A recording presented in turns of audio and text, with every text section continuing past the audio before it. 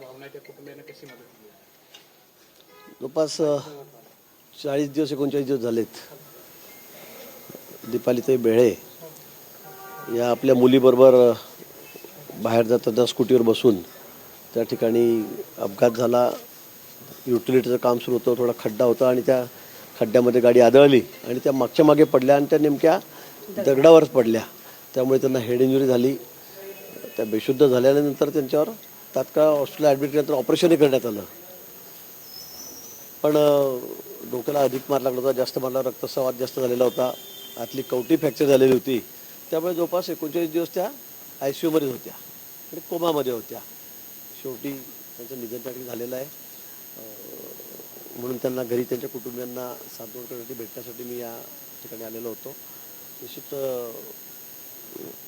शासनाच्या वतीने सुद्धा मी परवाच सांगितलेलं आहे, कारण मोठा खर्चही त्यांना त्या ठिकाणी लागलेला आहे. त्यांचे मिस्टर आहेत, ते रिटायर्ड आहेत.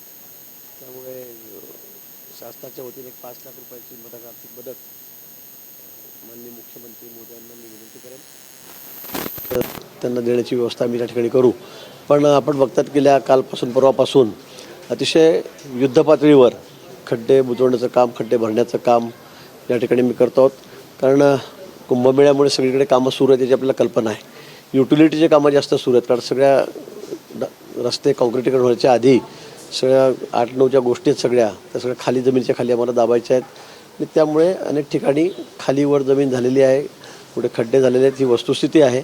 पण त्या या आठवडाभरामध्ये आम्ही सगळं आता क्लिअर करतो आहोत. रस्त्याचे कामं अतिशय वेगात या ठिकाणी सुरू आहेत. 3-4 महिन्यामध्ये मला वाटतं 4 महिन्यापर्यंत सगळे कामं हे पूर्ण होतील आणि नंतर मग कुठलाही त्रास नाशिककरांना या ठिकाणी होणार नाही. पण झालेली घटना अतिशय दुर्दैवी आहे. म्हणजे 3 मुली आहेत, ताई सगळं घर बघत होत्या, त्यांची लग्न झालेली आहेत, नातवांना सांभाळत होत्या आणि अशा परिस्थितीमध्ये साहेबही रिटायर झाले होते, बेळेसाहेब, आणि त्या त्यांना सोडून गेल्या. तर दुःख त्यांना खूप मोठं आहे आणि म्हणून त्यांच्या भेटीसाठी सांत्वन करण्यासाठी मी या ठिकाणी आलेलो होतो. हो, पण 3 दिवस झाले नाशिक शहरामध्ये आहे, प्रशासनासोबत सातत्यानं बैठका आपल्या सुरू आहेत. आज स्वतः आयुक्त असतील, प्रशासनातले अधिकारी आहेत, ते ग्राउंडवर आपल्याला देखील पाहायला मिळतं. हीच परिस्थिती जर आधी झाली असती तर नाशिक शहरातल्या 5 जणांचा त्या ठिकाणी दुर्दैवी मृत्यू झाला नाही. ह्या 5 जणांचा काही एका दिवशी झालेला नाही आहे, म्हणजे 2 दिवसात 8 दिवस झाले नाही. ह्या 4-5 महिन्यातल्या ह्या घटना झालेल्या आहेत. अतिशय दुर्दैवी या घटना झालेल्या आहेत, ही वस्तुस्थिती आहे. पण आपणही बघतात सततधार पाऊस इतका पडतो की पाऊस थांबतच नाही आहे. पाऊसही रेकॉर्ड करतो आहे आणि त्यामुळे टेंडर दिलेलं असतानाही पावसामुळे ही कामं करता आली नाही, ही वस्तुस्थिती आहे.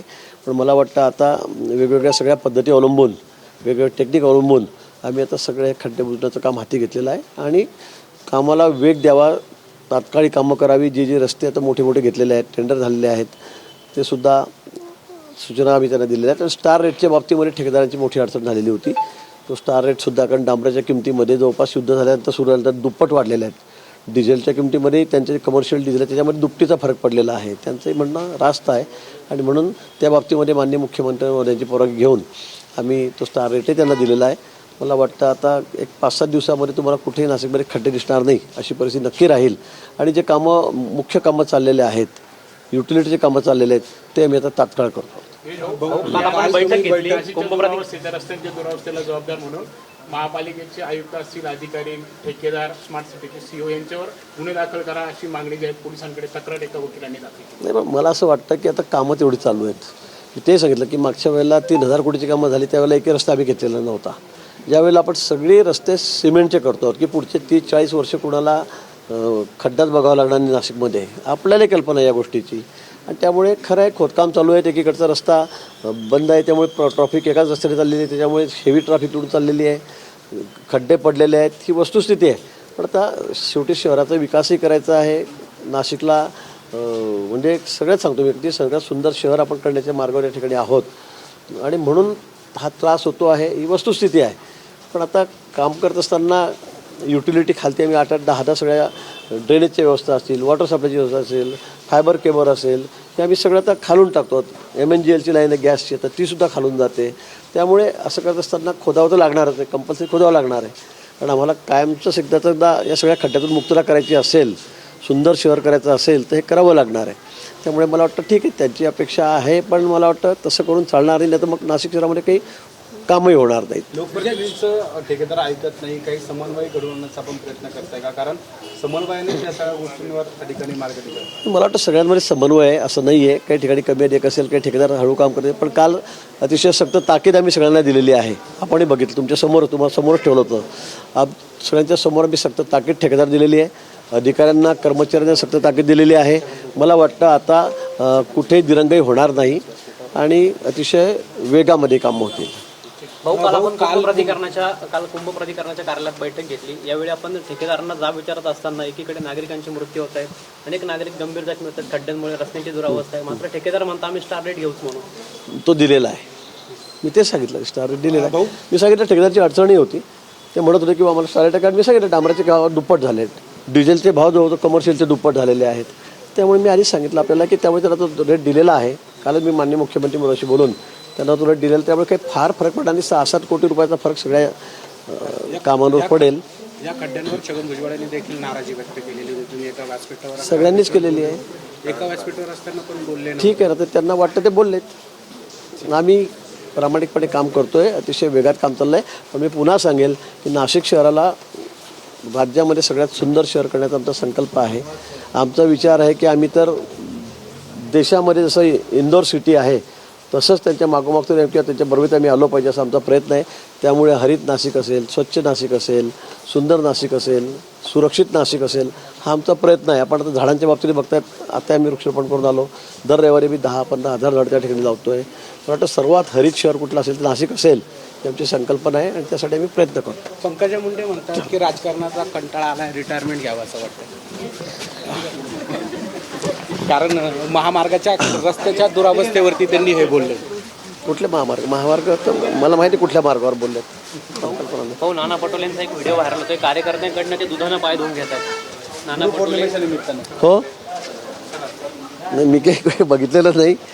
कोणाकडून कुठे गेलं हे? व्हिडिओ सोशल मीडियावर व्हायरल. तुम्ही कुठे दाखवलं अजून?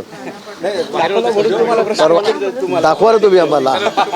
तुम्ही दाखवत नाही. परवा एका नगरसेवकेचे पाय कुठेतरी मुलींनी ते गुरुपौर्णिमेच्या धुतले, तर तुम्ही ते 2 दिवस दाखवलं. मग आता नाना पटोलेचा दुधाभिषेक झाला किंवा त्यांचे पाय पुजले गेले ते कुठे दाखवत नाही तुम्ही. मोदी जे लाईव्ह करतायत आता त्याच्यावरती देखील संजय राऊतांनी निशाणा साधलेला काय आहे. करतायत? संजय राऊत म्हणतात की कोरोना काळात बंदी होती, उद्धव ठाकरे लाईव्ह करायचे तर त्यांच्यावर टीका करतात. मात्र मोदी देखील आता लाईव्ह येऊन राजा कोरोनाच्या काळामध्ये लोक मरत होते, हजारो लोक मेलेत, घराच्या बाहेर पडले नाही, कोणाशी संपर्क केला नाही, विधान भवनाची पायरी चढले नाही, एखाद्या दवाखान्यात कुणाला बघायला गेलं नाही. त्यांची तुलना करताय का? त्या गोष्टीची त्यांची तुलना होऊ शकेल का? मला वाटतं कमाल आहे त्यांची.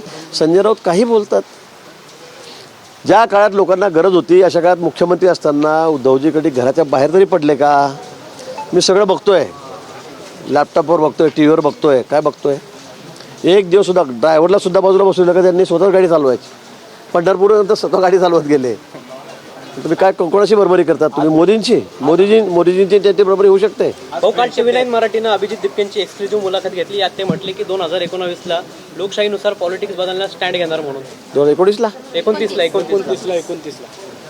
शुभेच्छा आहेत त्यांना. काय बोलणार आता प्रत्येकाला वाटेल आज फ्रेंडशिप डे, कोणाबद्दल काही वाईट बोलायचं नाही.